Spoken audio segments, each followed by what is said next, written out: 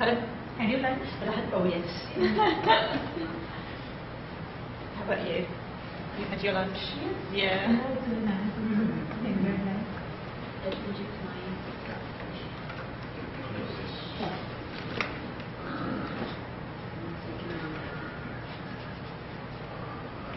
You're in the next session then? This person. Yeah, you're in the session. Oh, already completed yesterday. Oh, good. Well, that's nice. You can relax. Yeah. I'm just enjoying this weekend. Yeah. You, when you are having? I'm there. In afternoon. 3:25. 3:25. We are leaving by 3 o'clock. Pardon? We are leaving. Oh. From where you are? Scotland. Scotland. UK. Yeah. And where are you? I'm from India. Yeah. Which part? South India. Nice. Andhra Pradesh. Oh yes. Yes. I'd love to go to Kerala. Kerala. I would love to do that. Yeah. So you are? From Edinburgh. Okay. So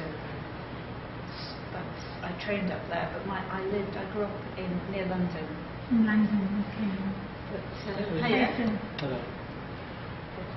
my parents, my mum was born in Bombay and my father in Pune. Okay, you are from Andhra. Pardon? You are from India. Yes, so you are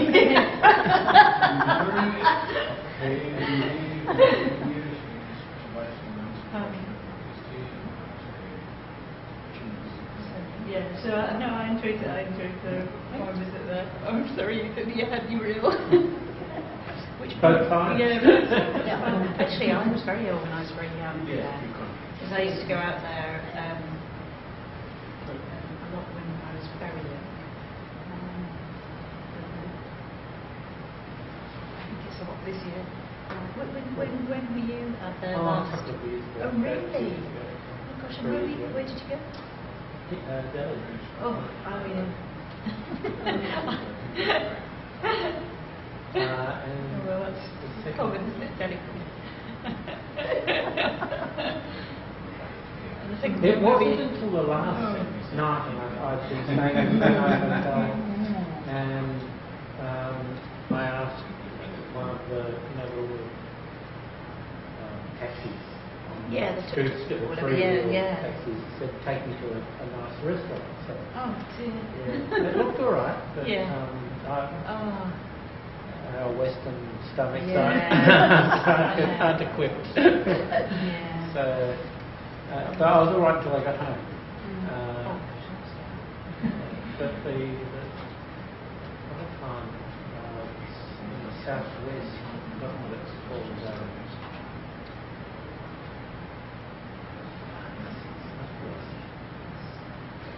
On the coast.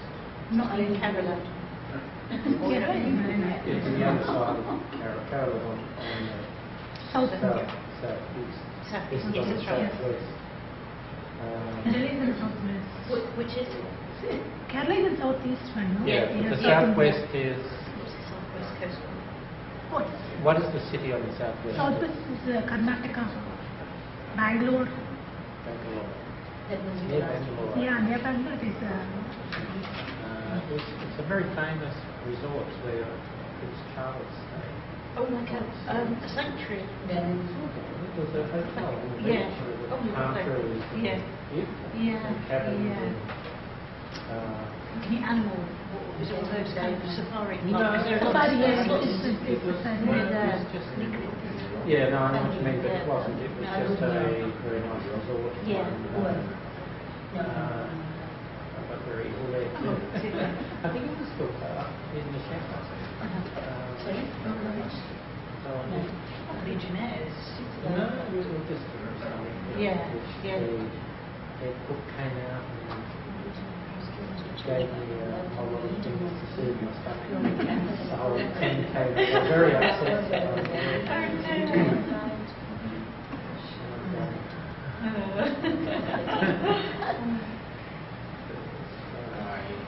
I went to the Taj Mahal. Taj Mahal. That's just fantastic. Oh, Have you it's ever been? fantastic. I have actually, One of yes. them must Amazing. see. Yeah. Just Fantastic. beautiful. I know. And the people are lovely. The people are so nice. Yeah.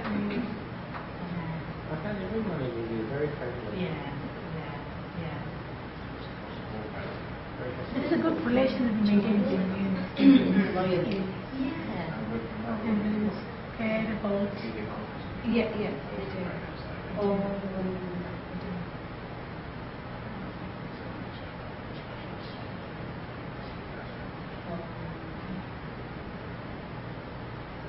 Very spiritual people, you know, when it comes through, when you're there. I was blessed by an elephant.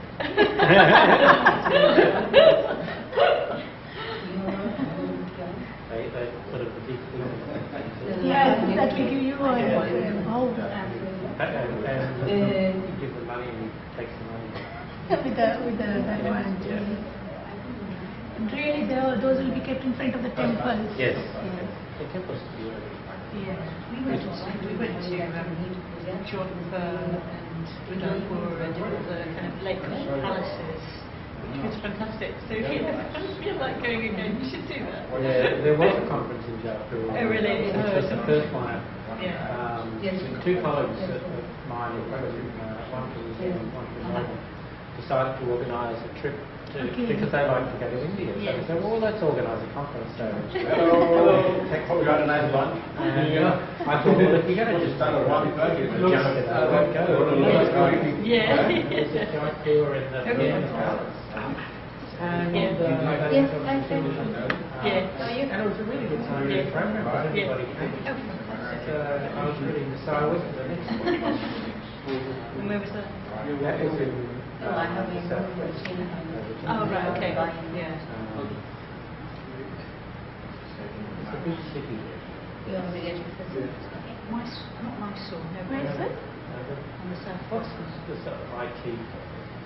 Bangalore itself. Its Bangalore. capital is Bangalore. Bangalore. I think I think it was Bangalore. Yeah. Or Hyderabad. Maybe it's Hyderabad. No, it's Bangalore. Bangalore. I think it's Bombay, Bangalore only. Went to Bangalore. Did you see all that? And just north of that, on the coast, was this resort. And there was some temples. Yeah, temples are very nice. My uncle lives in Bangalore. You know, because the organizer, two other surgeons were He's in the alcohol business. A bootlegger. so there were three surgeons. A character. Yeah. He's got a gun collection on the wall. Surgeon forward. Tiger. Were most the basic scientists. And so we allowed 180 When I was in When that after Delhi, surgeon I hired treatment. a driver to drive me to the... I think same thing is going to happen here. I would not be surprised. Because now it's a surgical session. Yes. So this is surgical and Taj Mahal Taj Mahal. in Agra. It's considered It's 200 kilometers or something like that. So anyway, he's going along the highway. Yes. That's 120 kilometers an hour. There's bullocks, on the cart, elephants. Coming towards you on your side of the road. Like they've put a divider down the road, and then you've got people who don't bother going on the correct side. They're going this side. Don't worry.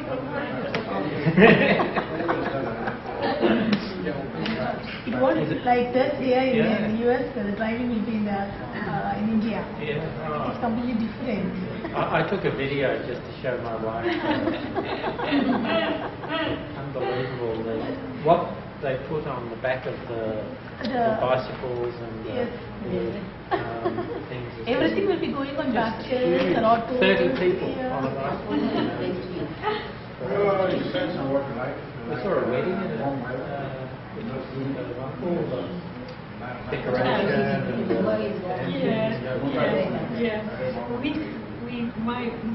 My cousins got married there, and I remember the wedding video. Honestly, they filmed the whole thing.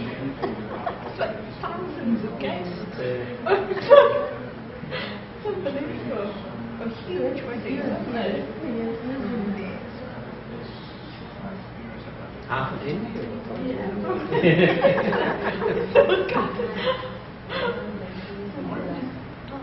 I went to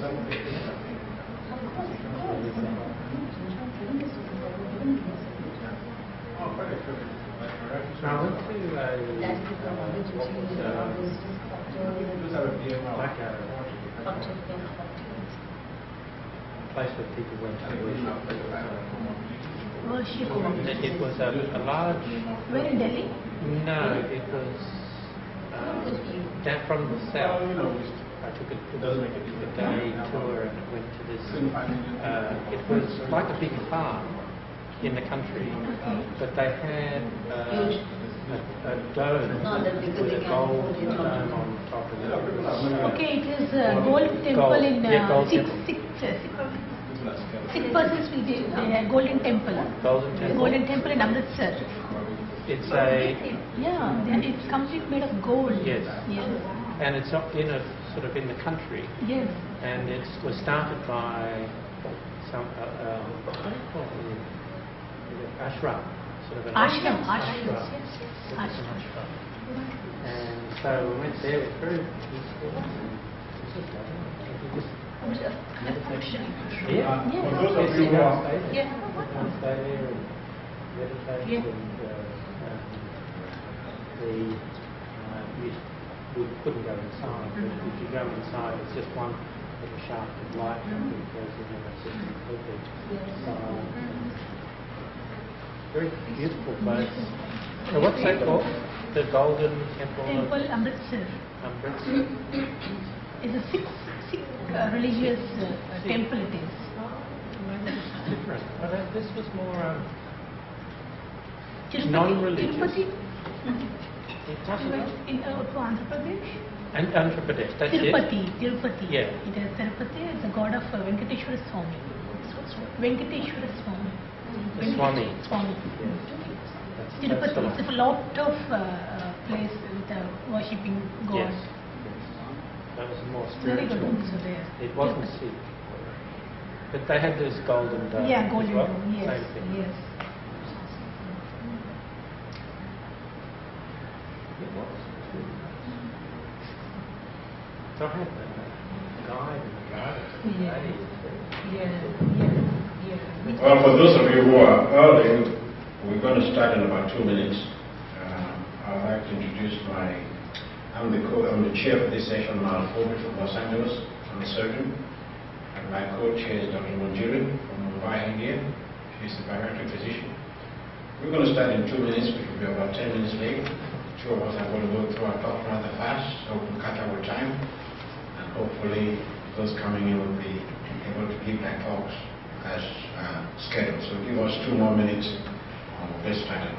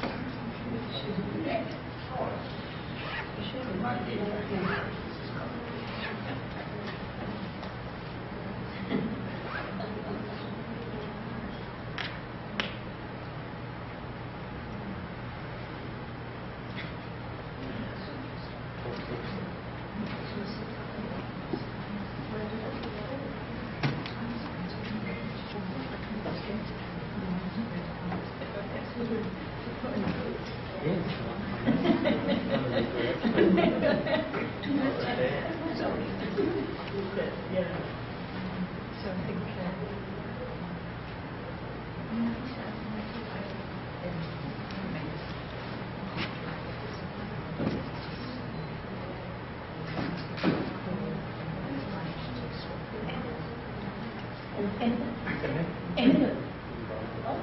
Next. Take a next. Another one. Another one.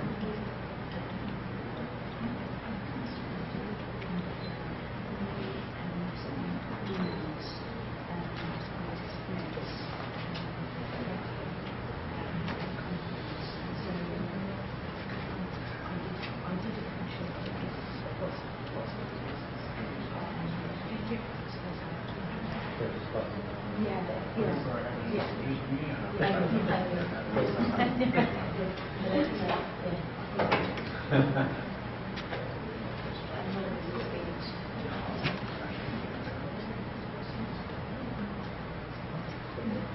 afternoon, everyone. It's a great pleasure to introduce Dr. Mathias. He's a board-certified general surgeon specialized in bariatric surgery. He's the medical director of Center for Surgical Treatment of Obesity in Hawaiian Gardens, California. And he tells me secretly that he does have some horrible patients.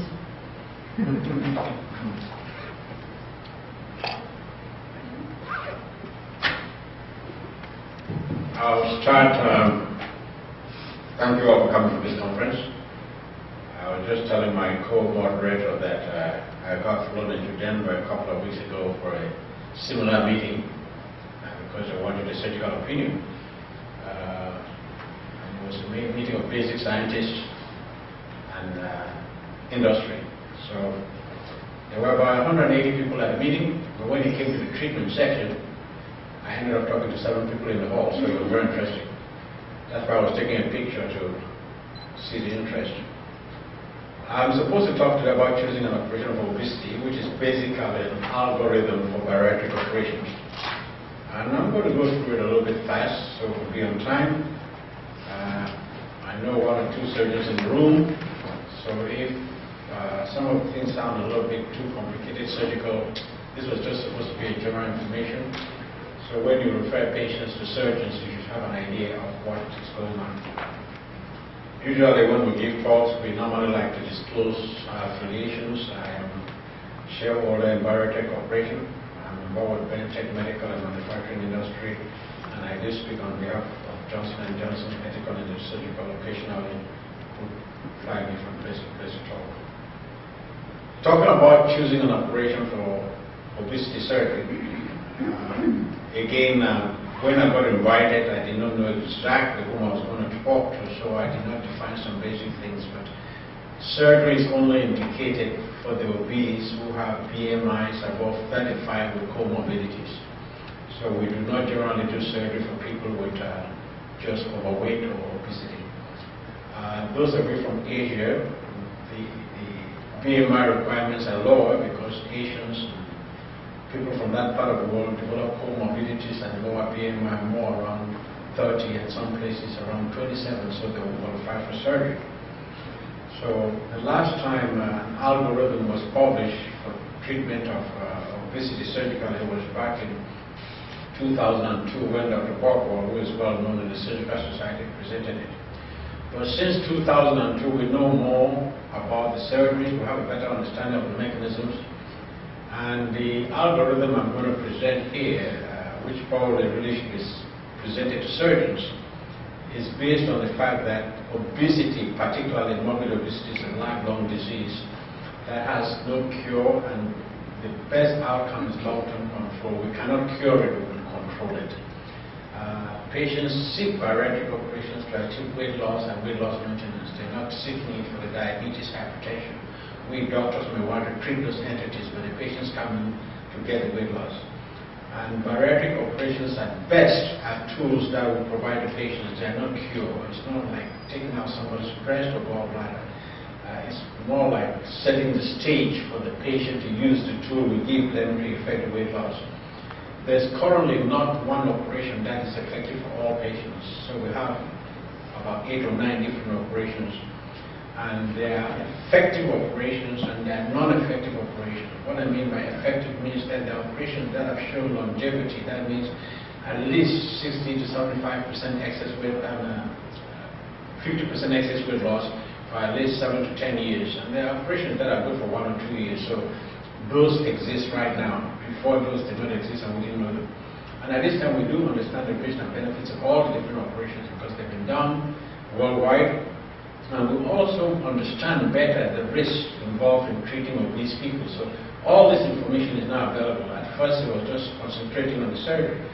So whatever we're talking about as surgeons, when you go to meetings, you're going to have surgeons talking about whether there's a foreign body implanted, whether the procedure is reversible, whether the cost of the surgery. All these things can only be considered if you talk about an effective operation. So sometimes people want to say, well, we want a safe operation. Well, the safest operation is no operation. So anytime you start doing an operation, you're going to have risks and benefits. But before you talk about operation, what you need to look at is whether it is effective. Once it's effective, then we can make comparisons and talk about them. So there are many times when people are caught with the nuances of how it is done, whether it's laparoscopic, single incision, 1 day, outpatient, and they forget that all of that is not relevant if it is not effective. These are the 6 main operations that have been used for which have reported results of more than 5, 6, 7, and 10 years. And these are published reports with 10 years follow-up in the various operations. And the other ones have 1 or 2 year results. So when you talk to some of your surgeons, they may say they have wonderful results, but some of the operations they're talking about have been used and abdicated because they are not effective. But these are operations that have been shown to be effective. And these are the type of percentage excess weight loss that is shown during long term. That means 5 years or longer. Banded gastric bypass, contractic diversion, BPD with a switch, gastric bypass, and adjustable band. Again, I did not realize most of my audience are non-surgeons. I would have had diagrams and pictures of these pictures, but I'm sure the other people coming after me will give you some pictures, and I'm just going to give you an algorithm.